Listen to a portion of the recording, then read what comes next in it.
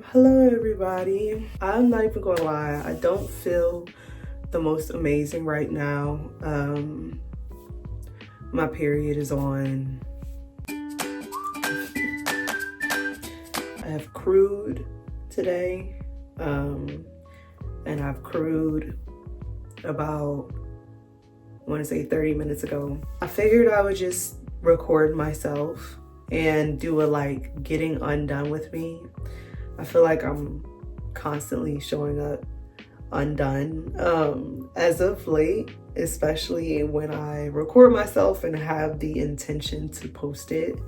And it's on purpose, like for sure, because I feel like before, when I would record myself, I felt like I always had to have the beat done, have my face done, have my hair done, have my clothes on.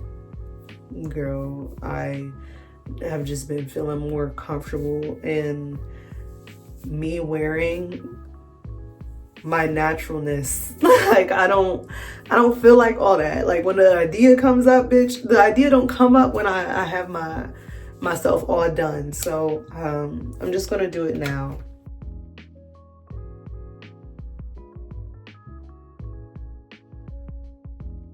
It was yesterday morning. I did a video journal and I journaled as well about connecting with my heart rather than my head.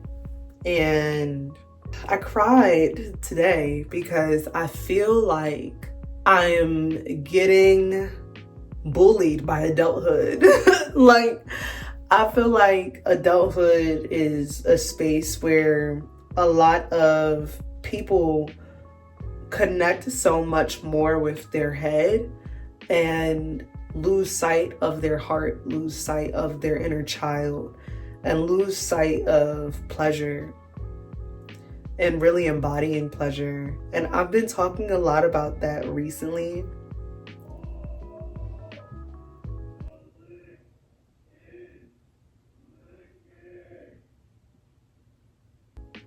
Bitch, I've been hearing some really random shit from across the way, girl. It's not even my neighbor, girl. I don't know whose neighbor that is. I had a couple of podcast episode ideas about living alone and how I've been feeling about living alone. Just like the full spectrum of like humanness that I feel. I feel gratitude about living alone. I feel proud of myself for getting to this point. Like I prayed to be at this point. Living alone feels like it's just a mirror held to you about your habits, about your thought patterns, about what you choose to do in your everyday. And I feel like I am confronted with myself and I don't have anybody else to distract me from myself. I feel like what's been recently coming up for me as far as living alone has been the level of like hyper independence that it has took me to like get here to be at this point. I feel sadness about the pressure of adulthood getting in the way of me fully relaxing into pleasure, fully relaxing in general, but just fully relaxing into like doing whatever the fuck I want to do. Bitch, if I could live home, I would. And I say that in the sense of like, if all the things were ideal in my favor, if I had a family that I felt emotionally safe with, I would live at home and I would stack my bread and I would travel all the time. I would create all the time because I feel like having to worry about bills and worry about cooking for myself, worry about maintaining things, maintaining the things that I've prayed for. It just feels so ghetto. It leaves me feeling discouraged because I find myself comparing myself to people and friends that are close to me who live at home and don't have to worry about paying bills. Granted, I feel like, you know, my close friends who are living at home, they don't want to. They don't prefer living at home. There's also a sense of like, you know, I might not be paying bills, but I'm also paying for my sanity. I'm paying for my emotional health and my well-being. And, you know, I don't envy that at all. You know, I get those feelings. I know what that feels like 100%. And that's why I needed to move out. But I just miss that ignorance and that free time to not stress about the human shit. Like I want to be more tapped into the heart. I want to be more tapped into what my spirit craves and what my soul desires. And I feel like right now more than ever, I'm desiring following my heart. And like I cry because it feels like I gotta be so much more adamant about following my heart in a way that I didn't have to think too much about when I didn't have the pressures of adulthood ruminating. I'm gonna wash my face and continue this.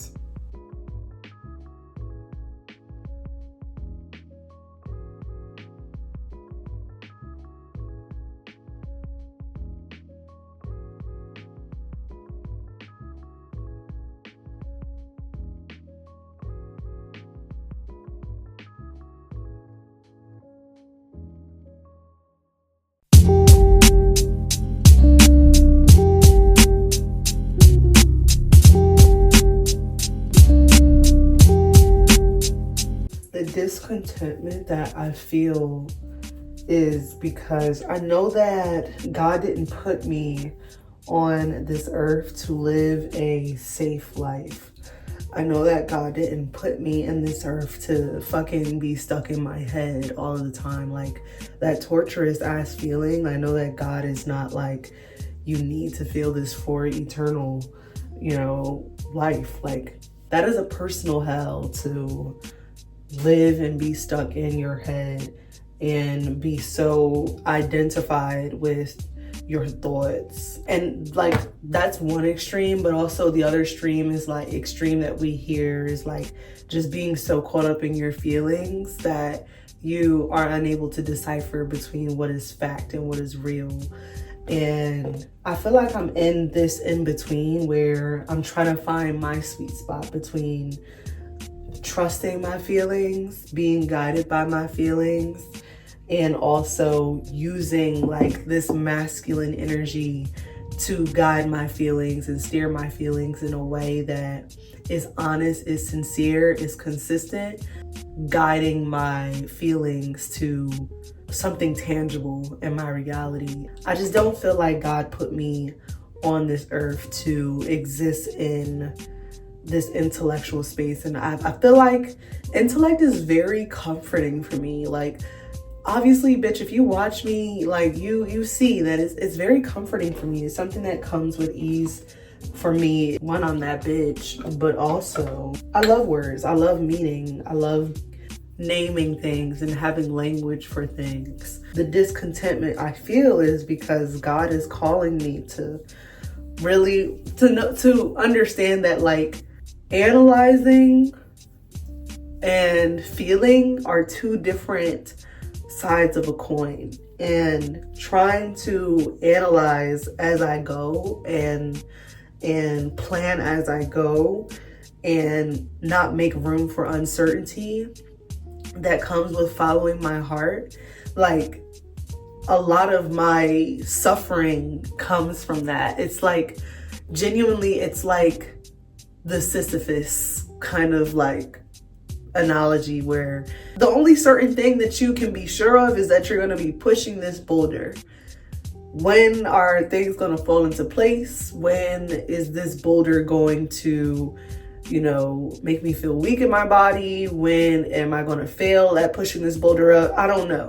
But what I can be sure of is this boulder is going to move by my action, by my persistence, and there is no end, as I can see as of right now, right? Trying not to take this shit personally. I'm trying not to take this shit personally and make it like, yo, like this is a punishment. Like, it's not a fucking punishment, but it is a space in my life that feels very uncomfortable, and I'm in therapy.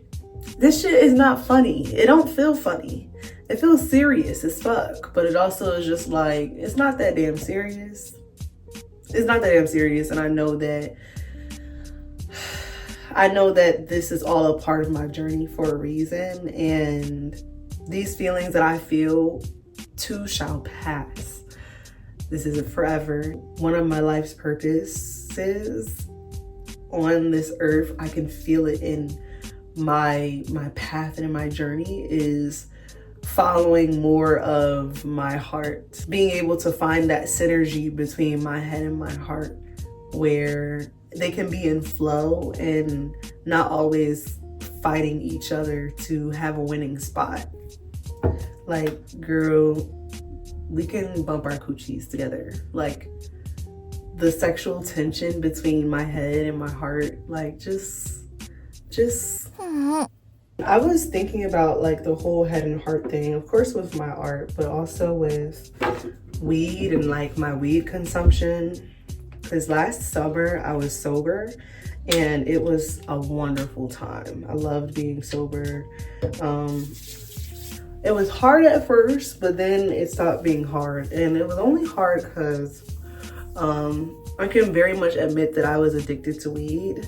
And I had it in my life for so long, since I was like 15, and I started smoking consistently in 2020 with my ex. So yeah, that was like a summer of reset, it felt like, and I was able to get in tune with who I am without substances and distractions and noise. When I reintroduced weed back into my life, I knew I never wanted to lose sight of what my summer last year was like and why I enjoyed it so much. Giving like a sense of like respect and homage to like the ways that weed does benefit my life and does benefit my well-being.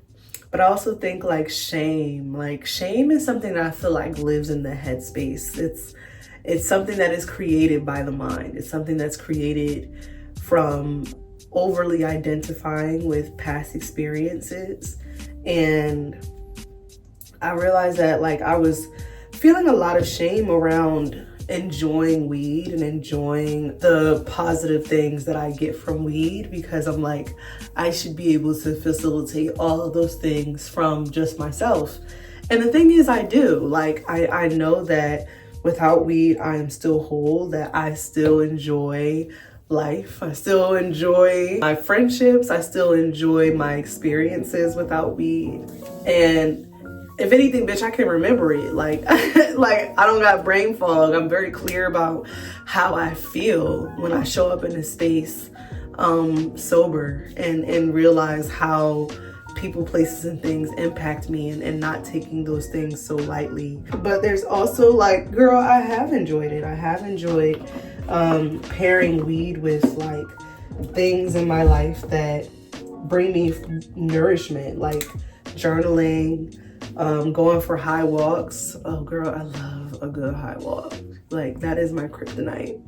Sharing like great moments with friends and like wholesome moments with friends. Like having high conversations and laughter and like laughing spells. So yeah, like pairing weed with something that actually does bring me nourishment and fulfillment, like even creating, it really does help me to define a different sort of relationship with weed. I'm going to not talk right now because I feel like a chicken doing my gua sha, so I'm gonna wait for a moment and then I'm going to talk when I get to my jawline. I know that like for me, I don't want to be completely sober in the sense that I'm not using weed at all. I just think that the part of my head that makes my weed consumption and redefining my relationship to it useful is understanding that I need breaks with weed and I can't overindulge with weed. I have to be mindful of why I'm smoking, and I have to pair weed with something that actually does bring me fulfillment. Like, if I'm pairing weed with doom scrolling, it's gonna make me feel like I'm, comparing myself to other people. I'm gonna get stuck and looking at other people's thoughts, lives.